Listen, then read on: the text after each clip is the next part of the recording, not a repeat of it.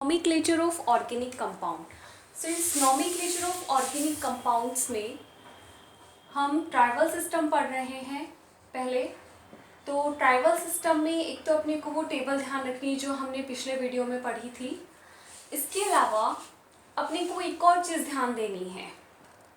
इसमें एक तो होते हैं अनब्रांच्ड हाइड्रोकार्बन, एक होते हैं ब्रांच्ड हाइड्रोकार्बन। तो उसकी जो स्ट्रक्चर होती है उनके लिए अपने को अलग अलग नेम यूज में लेना होता है। मान लीजिए कि ये एक हाइड्रोकार्बन चेन है CH3 CH2 CH2 CH2 and CH3। तो इसमें देखिए ट्राइबल सिस्टम के अकॉर्डिंग अगर कोई चेन अनब्रांच्ड होती है तो उसके लिए हम सबसे पहले क्या वर्ड यूज करेंगे, एन वर्ड यूज करेंगे। यहाँ एन का मीन्स होता है नॉर्मल, और एन के आगे डैश लगाएंगे। कार्बन काउंट करेंगे कितने हैं, 1 2 3 4 एंड 5, यानी इसमें टोटल कार्बन कितने हैं, 5 कार्बन है। 5 कार्बन के लिए हम इसमें यूज करेंगे वर्ड पेंट, और सब कार्बन के बीच में सिंगल बॉन्ड है तो हम यूज करेंगे ANE। तो ट्राइबल सिस्टम के अकॉर्डिंग इसका नेम हो जाएगा एन पेंटेन। तो एन वर्ड से आप याद रखेंगे कि ये नॉर्मल को शो कर रहा है और ये अनब्रांच चेन है, और ये कौन सा सिस्टम के अकॉर्डिंग नेम हो गया, इसका ट्राइबल सिस्टम के अकॉर्डिंग नेम हो गया। नेक्स्ट देखते हैं, अगर कोई हाइड्रोकार्बन चेन है और एक कार्बन से यहाँ 2 ब्रांच निकली हुई हैं, 1 कार्बन से अगर 2 ब्रांच निकली हुई हैं, आगे हम देखते हैं, इसमें अपने को सर्कल नहीं मिलेगा, तो उस हाइड्रोकार्बन के लिए हम यूज करेंगे एक और वर्ड, वो वर्ड है आइसो। उसमें हम आइसो वर्ड यूज करेंगे। अब जैसे यहाँ पर देखिए इस कार्बन से 2 कार्बन निकले हुए हैं, मतलब 2 कार्बन चेन जुड़ी हुई है, ये ब्रांच हो गई इसकी, तो इसके लिए हमने यूज वर्ड क्या, यहाँ पर आइसो वर्ड यूज किया। अब बाकी कार्बन लेके इसमें सभी काउंट होंगे, 1 2 3 4 5 6 है तो उसके लिए वर्ड यूज हो जाएगा हेक्स, और सिंगल बॉन्ड है तो ANE। तो इस तरीके से अनब्रांच्ड के लिए हमें एन वर्ड यूज करना है, ब्रांच के लिए हमें आइसो वर्ड यूज करना है। ओके, अब एक और चीज है इसके अंदर कि अगर एक कार्बन की, ये दोनों चीजें आई थिंक आपको समझ में आ गई होंगी कि अनब्रांच के लिए एन वर्ड यूज करना है और ब्रांच के लिए अपने को आइसो वर्ड यूज करना है। इसमें एक और चीज आपको ध्यान रखनी है कि अगर किसी कार्बन की जो चारों वैलेंसी हैं, कार्बन की वैलेंसी 4 होती है इसलिए हम इसको टेट्रावैलेंट कहते हैं, और अगर एक कार्बन की जो चारों वैलेंसी हैं वो कार्बन कंप्लीट करता है, यानी कि कार्बन की चारों वैलेंसी कार्बन कंप्लीट करता हो, तब उसमें जो वर्ड यूज होगा, अब इसको पहले कंप्लीट करते हैं। इस कार्बन की सारी वैलेंसी कंप्लीट हो गई है, इसमें एक वैलेंसी कंप्लीट है, तो इसकी कितनी और जरूरत है, इसको 3 की जरूरत हो रही है। तो यहाँ पे हाइड्रोजन के साथ ये बॉन्ड बनाएगा और हर एक कार्बन को यहाँ 3 हाइड्रोजन की और जरूरत है ताकि इसकी 4 वैलेंसी कंप्लीट हो जाए। तो यहाँ पर जो वर्ड यूज किया जाएगा वो वर्ड होगा नियो। यहाँ पर हम वर्ड यूज करेंगे नियो, और बाकी सारे कार्बन काउंट होंगे इसमें 1 2 3 4 एंड 5। टोटल यहाँ 5 हाइड्रोकार्बन है, यानी कि 5 कार्बन जुड़े हुए हैं, इसलिए हम यूज करेंगे वर्ड पेंट, और सब में सिंगल बॉन्ड है कार्बन कार्बन में तो ANE, पेंटेन, नियोपेंटेन हो गया। तो अगर अपने को आता है नेम गिवन हो नियोपेंटेन की स्ट्रक्चर बनाओ, तो पहले अपने को यही स्ट्रक्चर बनानी है, और यहाँ से आप आइडेंटिफाई कर सकते हैं कि कौन से सिस्टम के अकॉर्डिंग नेम होगा। ये नेम होगा ट्राइबल सिस्टम के अकॉर्डिंग नेम होगा। ओके स्टूडेंट्स, तो ट्राइबल सिस्टम में अपने को 4 बातें याद रखनी है, एक वो टेबल और ये 3 सिस्टम, 3 तरीके से इसको नेम देना, आइसो, नियो और नॉर्मल। दूसरा आता है डिराइव्ड सिस्टम। डिराइव्ड सिस्टम किस चीज का पढ़ रहे हैं हम, ये सिस्टम हाइड्रोकार्बन को नेम देने का system, derived system. Derived system जो होता है इसके अकॉर्डिंग जो नॉमेनक्लेचर किया जाता है ऑर्गेनिक कंपाउंड का, वो डेरिवेशन के ऊपर डिपेंड होता है, सिंपल कंपाउंड्स के डेरिवेशन पे डिपेंड होता है, यानी कि it is on the basis of the derived system of organic compound is based on, या फिर it is on the basis of derivatives of their simple compound, यानी कि सिंपल कंपाउंड से दूसरे कंपाउंड्स बनाए जाते हैं और इनका जो नेम होता है वो सिंपल कंपाउंड से ही लिया जाता है, डिराइव किया जाता है, इसलिए वहां से वर्ड यूज है ये डिराइव्ड सिस्टम। ओके स्टूडेंट्स, तो इसके लिए भी अपने पास एक टेबल है, टेबल में हम एक एक करके सबको पढ़ेंगे, तो आप बुक से टेबल प्रिपेयर करेंगे और मैं यहाँ आपको एक एक जो टॉपिक है आपका, एक एक जो एग्जाम्पल है उसको हम एक्सप्लेन फॉर्म में पढ़ते हैं कि किस तरीके से उसका नेम बनाया जाता है। डिराइव्ड सिस्टम में आप क्या लिखेंगे कि the system which is on the basis of, या फिर कह सकते हैं कि this is the nomenclature of organic compound and it is on the basis of derivatives of their simple compound, so it is known as derived system। अब देखिए जो derived system होता है इसके लिए फर्स्ट एग्जांपल लेते हैं। इसमें तीन चीजें हैं, एक तो उसका नेम देना है अपने को, सिंपल कंपाउंड का नेम। अब उस सिंपल कंपाउंड के नेम के बेसिस पर क्या है, डेरिवेटिव होते हैं, मतलब कोई दूसरा कंपाउंड बनाया गया होता है, डेरिवेटिव, और उसके बाद उसका नेम लिखा हुआ है कि नेम ऑफ डेरिवेटिव, ओके। ये टेबल के तीन पार्ट हैं यहाँ। अब इसमें से अपने को पहले ध्यान रखना है कि सिंपल कंपाउंड्स के नेम इनके अपने को याद रखने हैं। CH4 का नेम क्या होता है? CH4 जो है हमने पढ़ा था, अगर हम इसको ओपन करें तो देखिए इस तरीके से बनेगा। ये चारों तरफ क्या प्रेजेंट है, इसके हाइड्रोजन प्रेजेंट है, ओके। अब चारों तरफ हाइड्रोजन प्रेजेंट होने से और कार्बन सिर्फ वन है इसमें, तो एक कार्बन के लिए हम वर्ड यूज करते हैं मीथ, और यहाँ सिंगल बॉन्ड ही है तो हम यूज करेंगे ANE। तो ये किसका फॉर्मूला है? मीथेन का फॉर्मूला है। तो सिंपल कंपाउंड का नेम क्या हो गया यहाँ पर? मीथेन नेम हो गया। अब मान लीजिए ये जो कार्बन है इसमें बाकी सब तो है हाइड्रोजन, लेकिन एक हाइड्रोजन की जगह अपने को मिल जाए CH3, तो इसका नेम क्या होगा? जो CH3 है इसका नेम है क्या? इसका नेम होता है मिथाइल। ये एक एल्किल ग्रुप है। आप लोग ये पढ़ने से पहले एल्किल ग्रुप हम देखते हैं, इस टॉपिक से थोड़ा हटकर है, लेकिन अगर वो नहीं पता होगा तो अपने को अभी इसका डेरिवेशन नहीं आएगा। देखिए जो एल्किल ग्रुप होते हैं उनका फॉर्मूला होता है, एल्किल का ये देखिए नेम ऑफ डेरिवेटिव में नहीं है, ये अलग टॉपिक है।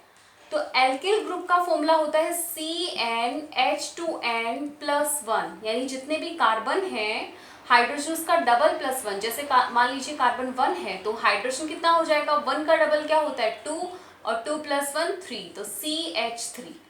ठीक है। अब जितने कार्बन हो उसके अकॉर्डिंग इसका नेम होता है। 1 कार्बन है तो हम क्या यूज करते हैं? मीथ, और ये एल्किल ग्रुप है तो मिथाइल हो जाएगा। समझ गए स्टूडेंट्स? तो CH3 को हम क्या बोलेंगे? मिथाइल बोलेंगे। इसी तरह के से अपने को ध्यान रखना है इथाइल का।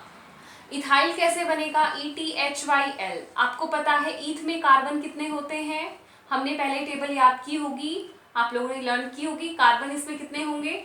2 होंगे। N की वैल्यू 2 होती है, और YL लगा हुआ है तो फॉर्मूला क्या लगेगा यहाँ? CnH2n+1। कार्बन कितना हो गया? 2। हाइड्रोजन कितना होगा? 2 का डबल 4, और 4 + 1, तो C2H4 + 1 हो गया 5। C2H5 अगर आपको कहीं दिखाई दे तो इसका मतलब वो क्या है? इथाइल है। इसी तरीके से अगर अपने को बनाना हो प्रोपाइल, तो प्रोपाइल का फॉर्मूला क्या बनेगा?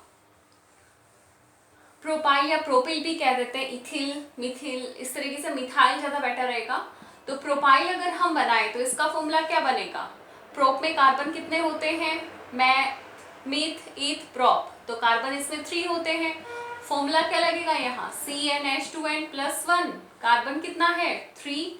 हाइड्रोजन 2 का डबल, मतलब 2 × 3 करेंगे तो कितना होगा? 6 + 1, तो कार्बन कितना हो गया? C3। हाइड्रोजन कितने हो गए 7। तो C3H7 अगर आपको कहीं मिलता है तो वो किसका फॉर्मूला है, प्रोपाइल उसका नेम हो जाएगा। ओके स्टूडेंट्स, तो यहां से अपने को ये ध्यान रखना है। ओके, अब देखिए इसका नेम बनाना है अपने को। यहां देखिए जो CH3 है, बाकी इसके साथ कंपैरिजन करते हैं हम, इस स्ट्रक्चर के साथ जो अपने को स्ट्रक्चर दे रखी है उसको कंपेयर करेंगे।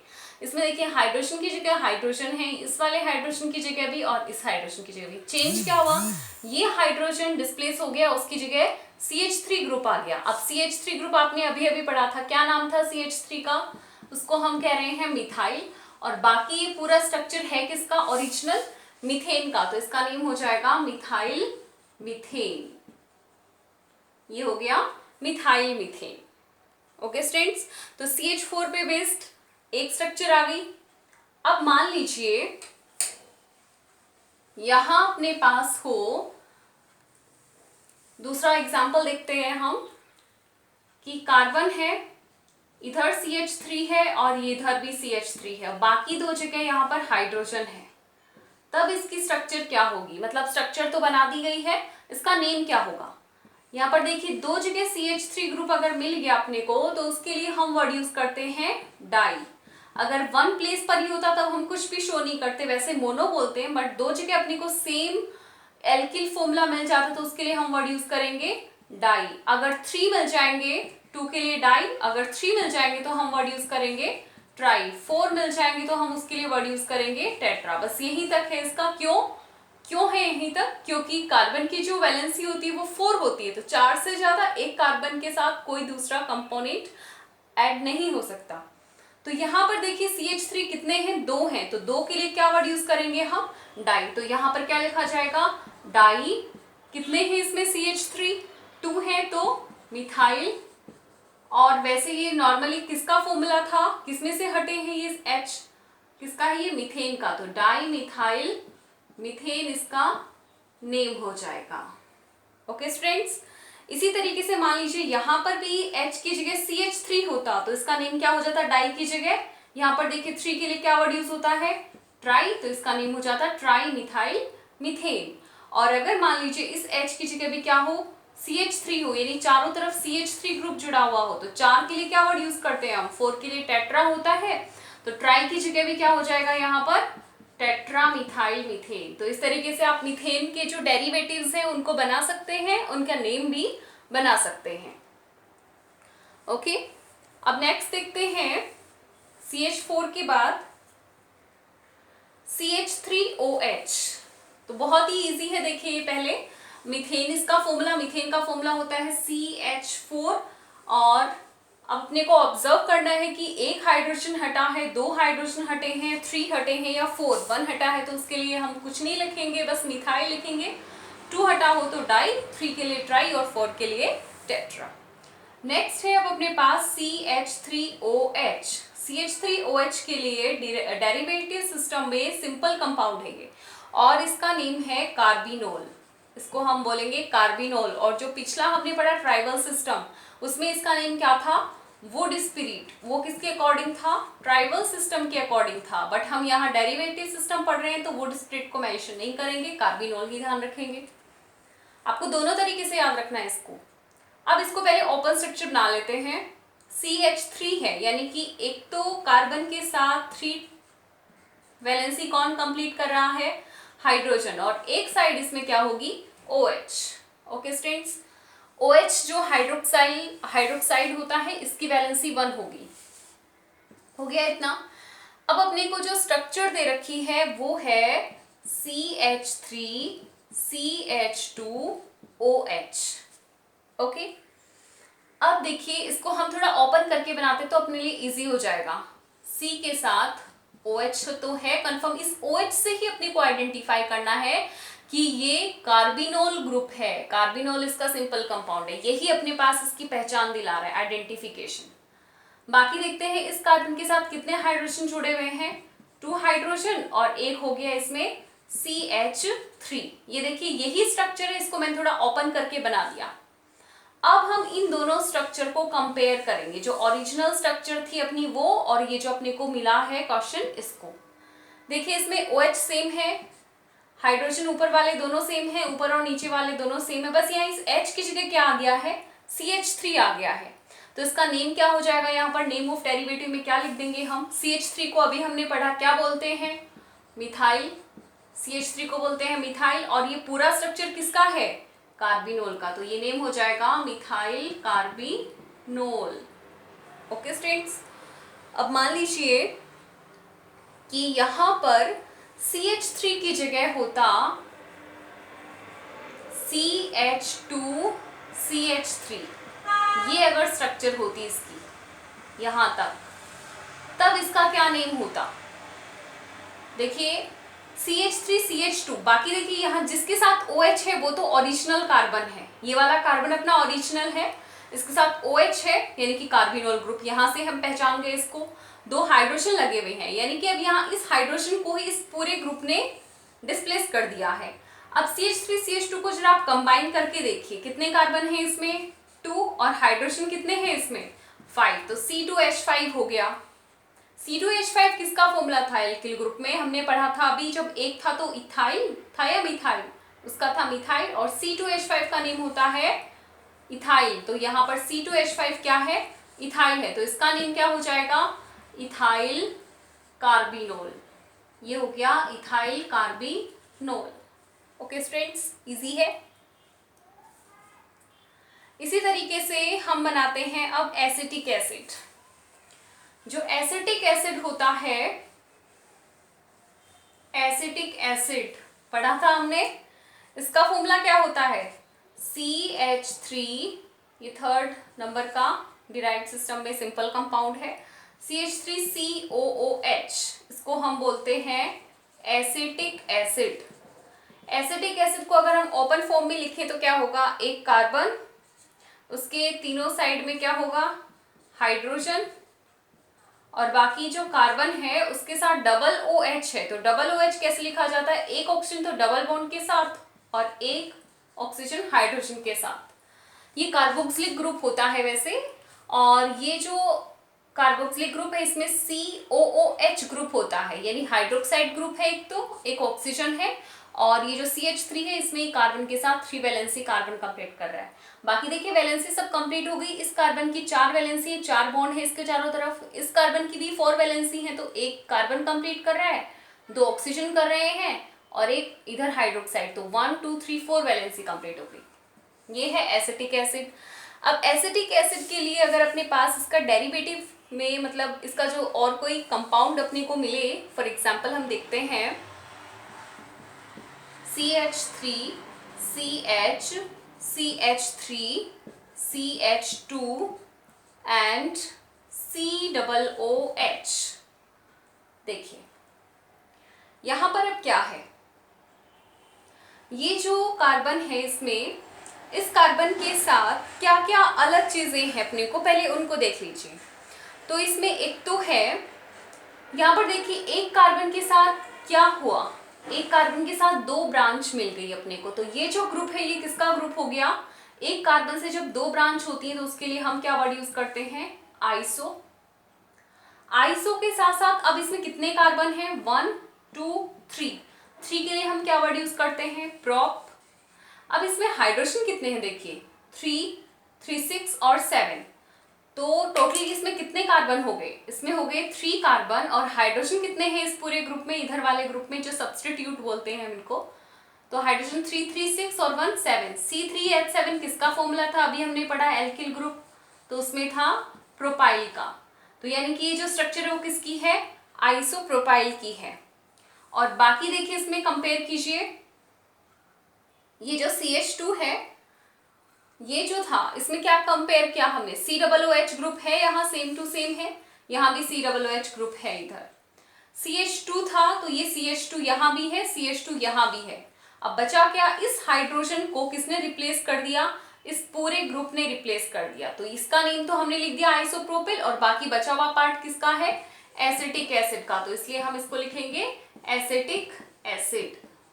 ये आइसोप्रोपिल इसके साथ सब्स्टिट्यूट है, यानी कि डिराइव्ड सिस्टम हो गया अपना, ये नेम ऑफ डेरिवेटिव हो गया आइसोप्रोपिल एसिटिक एसिड। तो इस तरीके से अपने को अलग अलग सिंपल कंपाउंड से इनकी डेरिवेटिव्स देखने हैं, कंपेयर करना है और फिर इसका नेम फाइंड करना है। तो आपको एक तो एल्किल ग्रुप के फॉर्मूले पता होने चाहिए और कार्बन की जो नंबरिंग है उसके अकॉर्डिंग काउंटिंग याद होनी चाहिए, तब जाकर हमें ये डेरिवेटिव सिस्टम अच्छे से समझ आएगा।